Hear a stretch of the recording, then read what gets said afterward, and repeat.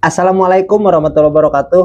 Kita lanjut menjawab pertanyaan daripada sahabat kita, karena kebetulan ini sudah mau mendekati pagi, jadi saya harus mempercepat dan kita langsung cek saja seperti apa pertanyaannya, dari siapa. Oke, kita lanjut.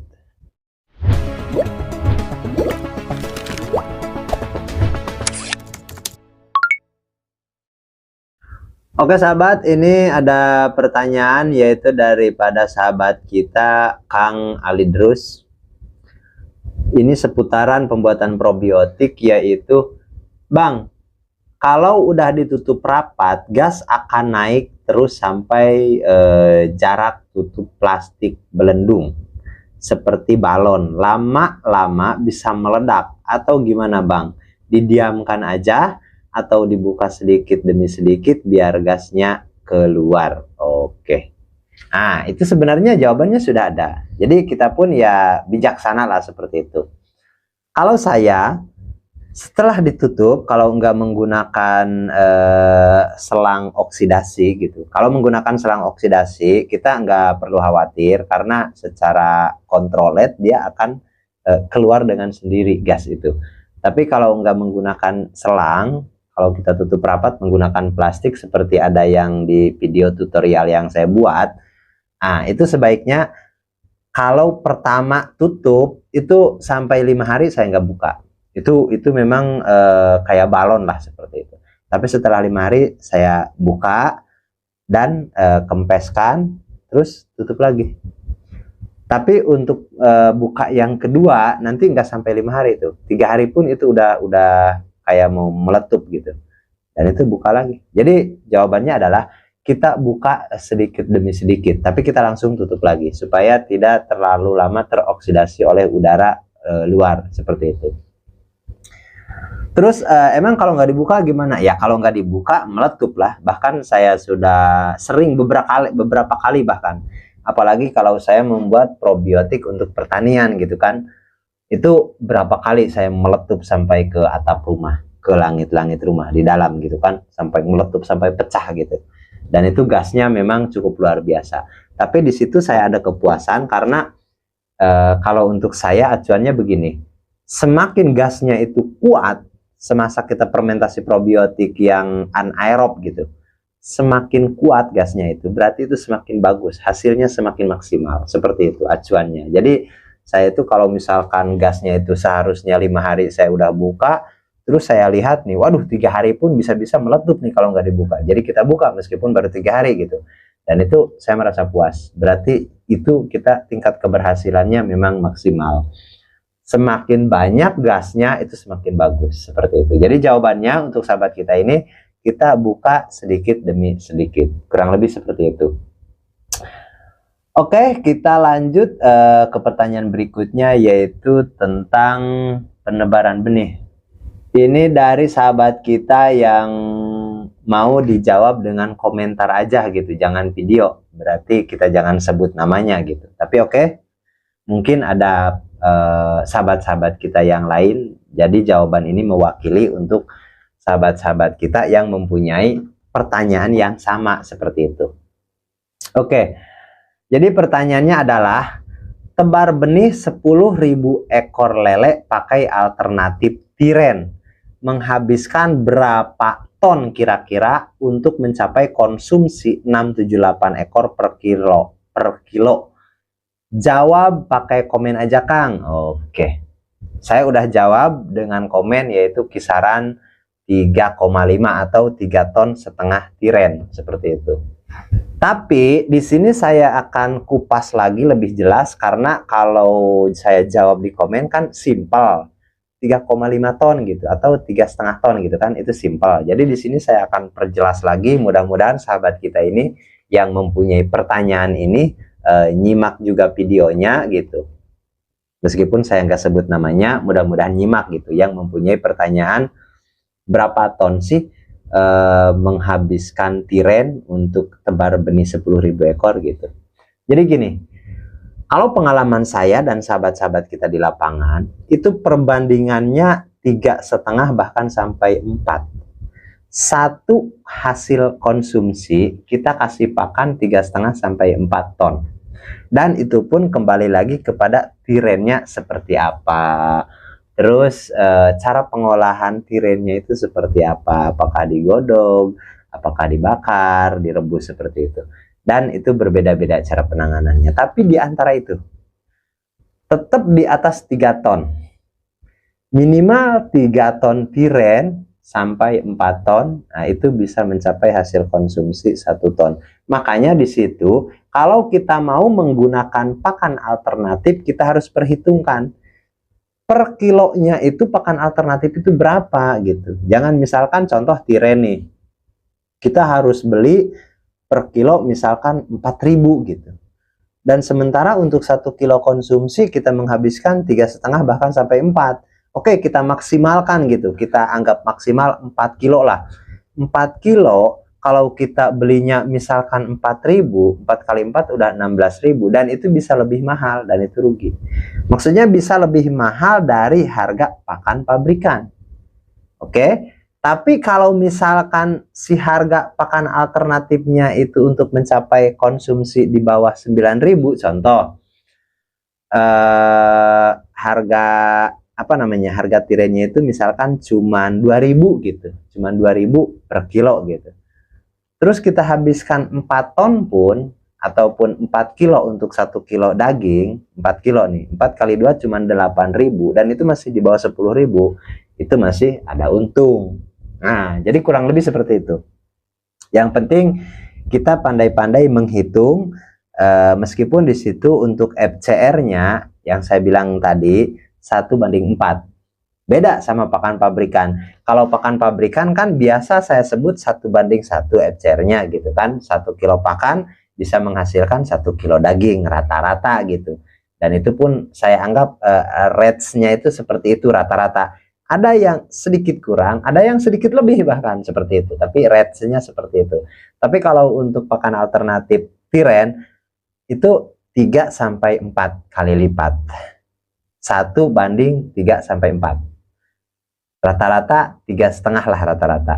Tapi itu pun kalau tiren. Kalau keong emas atau bekicot itu lain lagi. Terus kalau misalkan nasi kering yang menggunakan formula yang lainnya gitu kan, sisa runcah ikan dan lain sebagainya, itu lain lagi. Itu beda-beda. Setiap pakan alternatif yang digunakan itu beda-beda. Terus kalau maggot, itu lain lagi. Itu lain lagi, seperti itu. Jadi kurang lebih seperti itu. Yang penting kita perhitungkan saja. Cuman kalau jawabannya adalah untuk mendapat 1 kilo hasil daging konsumsi itu kita tidak kurang dari 3:1, bahkan bisa sampai 4 seperti itu. Oke, kurang lebih seperti itu, mudah-mudahan bisa dipahami. Dan kita lanjut ke pertanyaan berikutnya, yaitu dari Kang Albert Putra. Percuma diperbanyak pakan, yang ada malah dimuntahin, nggak jadi daging. Oke. Ini pertanyaan di konten, yaitu ketinggian air 45 cm untuk di segmen pembesaran bisa atau enggak gitu. Itu di video sebelumnya saya membahas soal itu karena ada sahabat kita yang bertanya, Kang, ketinggian kolam saya ketinggiannya 45 cm, nggak sampai 1 meter gitu. Apakah bisa untuk segmen pembesaran gitu? Jadi jawabannya di situ bisa gitu. Jawabannya bisa. Dan sahabat kita ini mungkin memahaminya kalau airnya itu cetek atau ketinggian airnya itu nggak memenuhi standar gitu kan, itu ikan itu meskipun dikasih pakan tetap muntah gitu. Dan sebenarnya itu kembali lagi kepada perlakuan. Kalau kita udah paham cara mengelolanya itu enggak juga seperti itu, karena di situ ada hubungannya dengan aktivitas kita di lingkungan kolam seperti itu. Kurang lebih seperti itu. Oke, kita lanjut ke pertanyaan berikutnya, yaitu ini dari Kang Adiaska.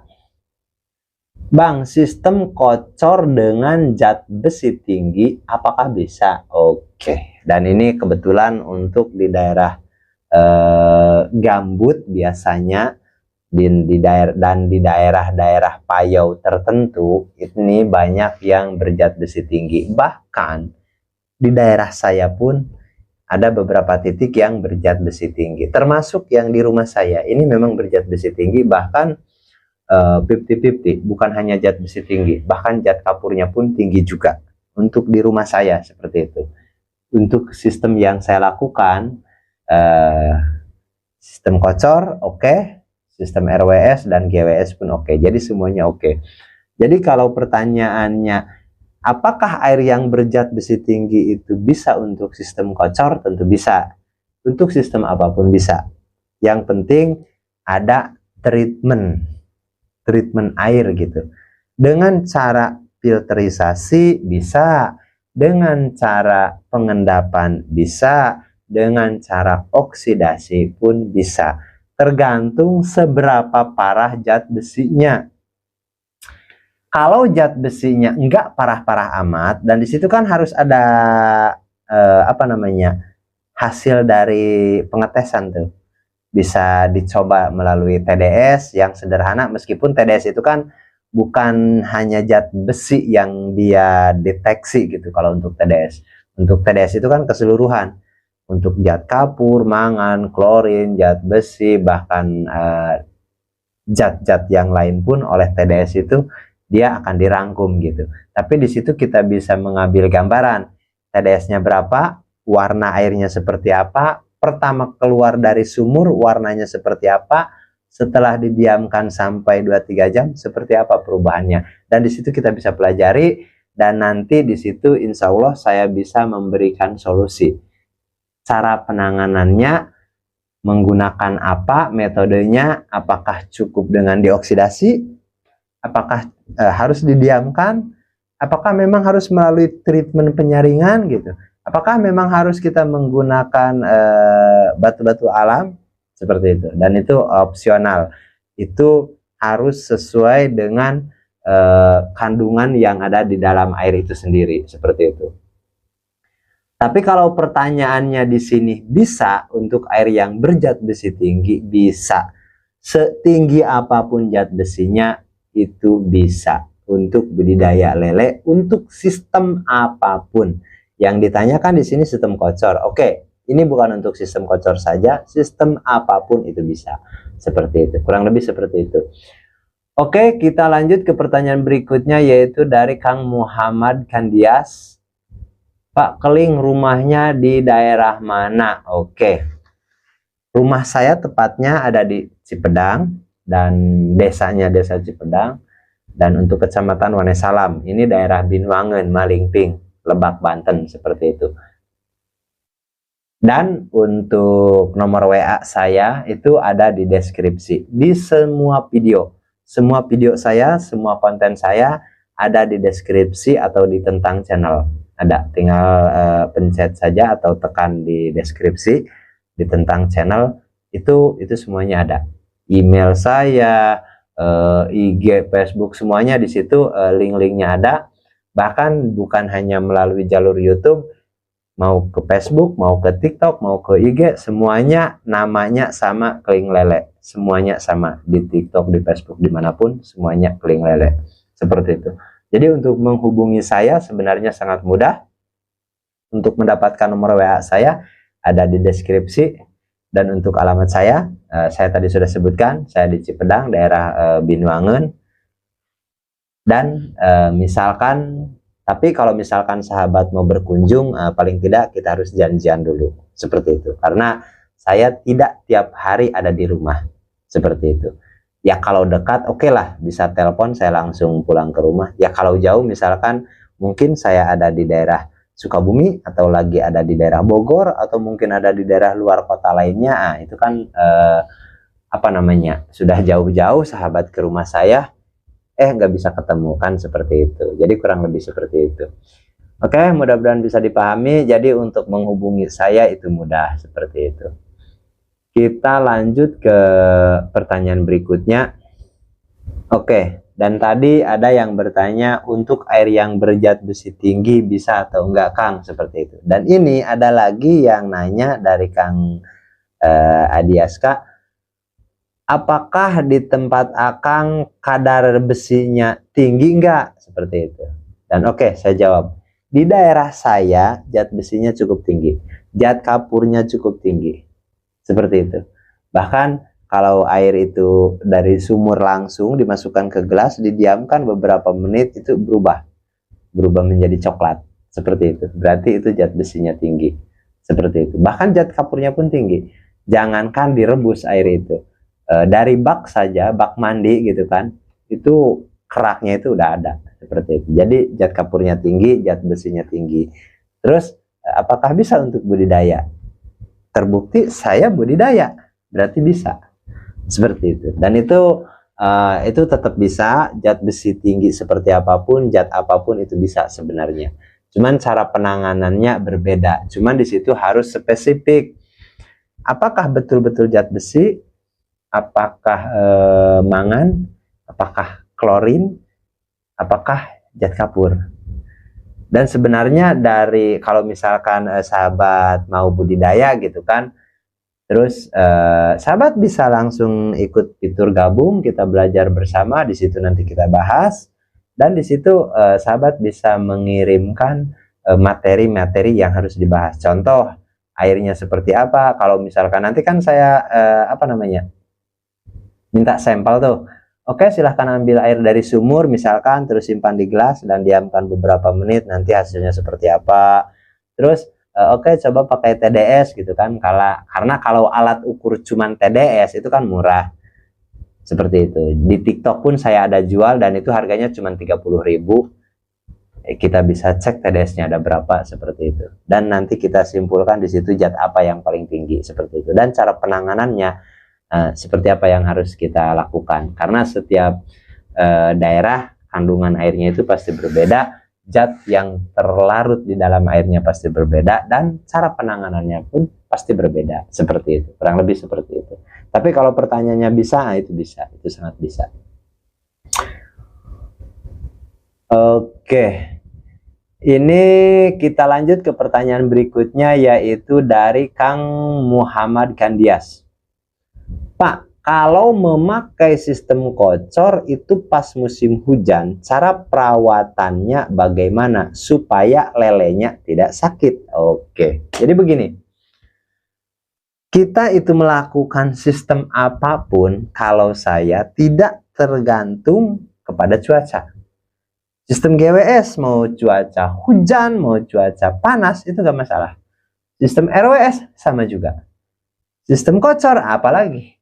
Karena sistem kocor, cuaca panas pun kita suplai air. Cuaca hujan, ya tinggal kurangi suplai airnya. Karena dibantu oleh hujan. Dan itu pun tergantung dari kepadatan juga. Berapa kepadatan ikan, berapa kocor yang harus ditambahkan, seperti itu. Jadi kalau pertanyaannya, cara penanganan air supaya lele nggak sakit, sebenarnya nggak ada cara penanganan sih. Cuman di situ nanti kita sesuaikan dengan kepadatan. Contoh, kita melakukan sistem kocor menggunakan kolam diameter 3, kolam bulat misalkan, kolam bulat terpal diameter 3 misalkan. Kita isi 3.000 ekor menggunakan sistem kocor misalkan. Dan di situ di 2 minggu pertama biasanya saya nggak lakukan kocor, minimal 1 minggu nggak lakukan kocor. Kocor semua mati. Jadi bukan sistem kocor awalnya, berarti kan seperti itu. Kita diamkan dan sampai air itu berubah menjadi hijau. Dan setelah hijau, bila mana air itu mau mengarah ke pekat, baru kita buka kocor sedikit dulu. Dan kalau dia lebih mengarah ke pekat terus, tambahkan lagi kocornya sedikit lagi. Karena kalau langsung kita besarkan kocor, nanti air itu menjadi encer. Dan justru itu akan membahayakan. Seperti itu. Dan untuk video lengkapnya nanti saya buatkan penjelasannya di kolam saya. Sistem kocor yang menggunakan metode kocornya sedikit, kepadatan tinggi, dan ikan itu tetap sehat. Nanti saya akan buatkan konten khusus ya mewakili pertanyaan sahabat-sahabat kita yang lain yang mungkin mempunyai pertanyaan yang sama gitu mengenai sistem kocor kalau musim hujan itu gimana sih supaya lele nggak sakit. Karena sebenarnya untuk musim hujan ataupun musim panas, kalau salah dalam menyetel kocor, ya maaf, itu sampai panen itu nggak bisa diulangi. Air hijau, udah hijau nih, udah bagus nih. Terus kita kocornya besarin sampai air itu menjadi berubah gitu, menjadi keputihan ataupun hampir jernih gitu, bersih gitu kan. Itu nggak bisa hijau lagi. Sistem apapun, mau GWS, mau RWS, mau kocor, mau apapun. Kalau air itu dari hijau udah berubah, itu nggak bisa hijau lagi. Nggak bisa hijau lagi. Karena momennya hijau itu cuma satu kali. Nah, itu maksudnya. Makanya di situ kita harus spesifik. Makanya ada di beberapa konten saya yang mengatakan kita menggunakan feeling. Karena di situ takarannya itu sebenarnya nggak bisa menggunakan takaran secara matematika. Maksudnya bukan nggak bisa gitu. Secara teori iya, per 24 jam 20% gitu. Tapi itu akan berkaitan erat dengan kepadatan juga. Kalau kita hitung 20% saja, berarti kan 20% dari jumlah air yang ada di kolam. Oke? Misalkan air itu 10 kubik. Berarti per 24 jam itu harus 2 kubik yang terganti secara alami gitu. Secara apa namanya? Secara berkala gitu kan. Selama 24 jam berarti 2 kubik yang harus terganti dengan air yang baru. Tapi itu pun kembali lagi kepada kepadatan. Kalau kepadatannya lebih tinggi, itu bisa lebih dari itu. Dan kalau kepadatannya lebih rendah, nah itu bisa kurang dari itu. Tapi kenapa saya bisa katakan 20%? Apa namanya? Penjelasan dari 20% itu sebenarnya bukan per 24 jam sih sebenarnya. Jadi per 24 jam kali per satu siklus. Per 60 hari gitu. Jadi itu hasil akumulasi semua. Dari nol, dari mulai tebar sampai panen 60 hari, dan kita memerlukan air sekian puluh kubik untuk air yang ada di kolam sekian ratus kubik. Dan hasilnya kita bagi seperti itu. Tapi secara realitas keseharian nggak begitu, karena tahap pertama minimal 1 minggu, kadang-kadang sampai 2 minggu, kita nggak melakukan kocor. Dan kalau kocornya kita tutup nggak melakukan kocor, berarti kan jangankan 20%, 1% pun enggak selama 2 minggu. Itu. Jadi itu akumulasi 20% per 24 jam itu bukan untuk 1 hari. Tapi itu hasil akumulasi gitu, seperti itu. Makanya di situ kalau yang nggak lihat video saya secara utuh, maksudnya secara keseluruhan, memang misalkan ada di video ini mengatakan begini, kok di video terpisah mengatakan begitu. Sebenarnya rangkaiannya sama, hanya karena video yang berbeda, jadi cara memahaminya atau diterimanya oleh pemahaman sahabat mungkin berbeda, seperti itu. Sebenarnya sama, sebenarnya kurang lebih seperti itu. Nah, jadi kesimpulannya untuk sahabat kita ini, jangan khawatir ikan itu sakit. Kalau cara perawatan airnya benar, insya Allah semuanya aman. Mau musim panas, mau musim hujan, menggunakan sistem kocor ataupun sistem apapun, insya Allah aman. Hanya saja di situ yang paling dasar kita harus memahami air itu sendiri, fase perubahan air. Air itu berubahnya kapan dan karena apa gitu. Air itu berubahnya karena apa gitu. Sementara kalau mengikuti media kan, kebanyakan senior-senior kita mengatakan air itu bisa berubah karena cuaca. Contoh pH gitu. Jadi seolah-olah kita itu takut gitu. Kalau musim hujan, pH itu cenderung turun naik gitu, ataupun cenderung tidak stabil dan lain sebagainya. Dan menurut saya itu kurang begitu penting saya bahas. Karena itu efeknya nggak signifikan. Efeknya itu ya santai lah. Bahkan kalau bahasa saya, bahasa sombongnya gitu, itu nggak ada efeknya, itu nggak ngaruh. Itu nggak ngaruh, bukan karena itu. Yang membahayakan bukan karena itu. Karena kita bukan melakukan sistem bioblok. Kecuali juga disclaimer, takut gagal paham nih. Kalau sistem bioblok untuk nila, untuk ikan apapun yang jelas sistem bioblok, nah itu memang berkaitan erat dengan yang namanya pH. Itu penting. Tapi kalau untuk sistem biasa, apalagi lele, ya maaf, pH itu gak penting. Saya katakan gak penting. Itu bahasa sombongnya lah, meskipun di situ penting, tapi di situ jarang saya bahas. pH untuk budidaya lele itu saya jarang bahas. Karena nggak fatal gitu, nggak fatal. Oke, mudah-mudahan bisa dipahami. Dan saya rasa untuk pembahasan video yang ini, karena durasinya cukup panjang juga, cukup sampai di sini, dan kita akan lanjut membahas pertanyaan-pertanyaan sahabat kita di video terpisah. Dan assalamualaikum warahmatullahi wabarakatuh.